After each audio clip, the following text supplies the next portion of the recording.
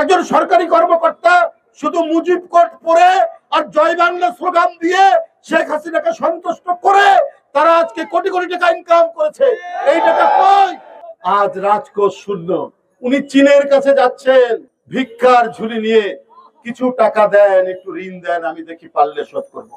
$20 billion তিনি চাচ্ছেন ইনফ্রাস্ট্রাকচারের জন্য।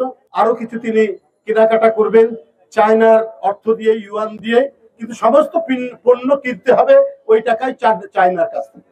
আর ওই চীনে যাওয়ার জন্য উনাকে অনুমতি নিতে হয়েছে।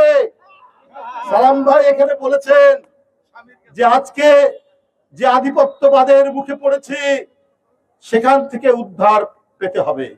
আজ এটা তো আর কথার কথা নয়, এটা শিমুল ভাই সালাম ভাইয়ের বক্তব্য নয়, এটা তো আওয়ামী লীগের মন্ত্রীরাই বলছেন যে শেখ হাসিনা চীনে যাচ্ছেন, এতে ভারতের কোনো আপত্তি নাই। কোথায় স্বাধীনতা? কোথায় 30 লক্ষ মানুষের রক্ত? কোথায় লাশ?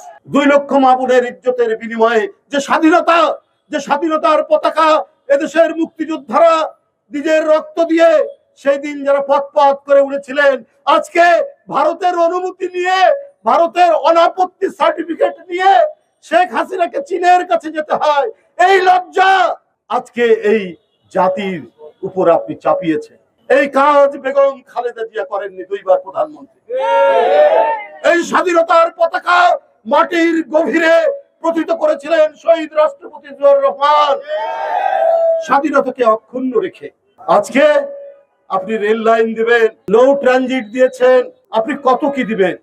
ভারতের সুবিধার জন্য যা কিছু দরকার আপনি দিয়ে দেবেন। এমনকি আপনি বিদেশে সফরে যাবেন, তার জন্য ভারত থেকে অনুমতি নেই হয়।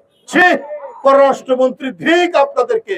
আমরা নির্যাতিত সুমন ভুঁইয়ারা কারাগারে, তারপরেও আমাদেরকে মনে হয় আমরা স্বাধীনতার লড়াকু সৈনিক। আমরা আপনাদের প্রভুদের বিরুদ্ধে আমরা কণ্ঠ উচ্চারণ করতে পারি।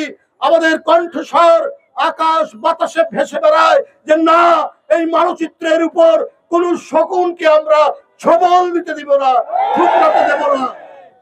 আপনারা কৃতদাস, আপনারা দামি নির্বাচন, যে নির্বাচনে জনগণ যায় না, যে নির্বাচনে ভোটাররা যায় না, সেই একতরফা নির্বাচনের মন্ত্রী। তাই আপনাদের ভারতের সার্টিফিকেট, অনাপত্তি সার্টিফিকেট, অর্থাৎ আপত্তি নাই, এই সার্টিফিকেট নিয়ে বিদেশে যেতে হয়।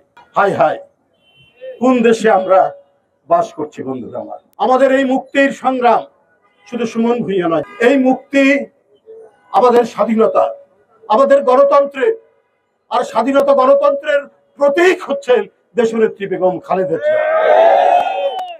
তার মুক্তির মধ্যে দিয়েই আমরা আমাদের স্বাধীনতাকে অক্ষুণ্ণ রাখবো। আমাদের প্রিয় নেতা দেশনায়ক তারেক রহমানকে ফিরিয়ে নিয়ে আসার মধ্যে দিয়েই এই স্বাধীনতার সার্বভৌমত্ব আমরা প্রতিষ্ঠা করব।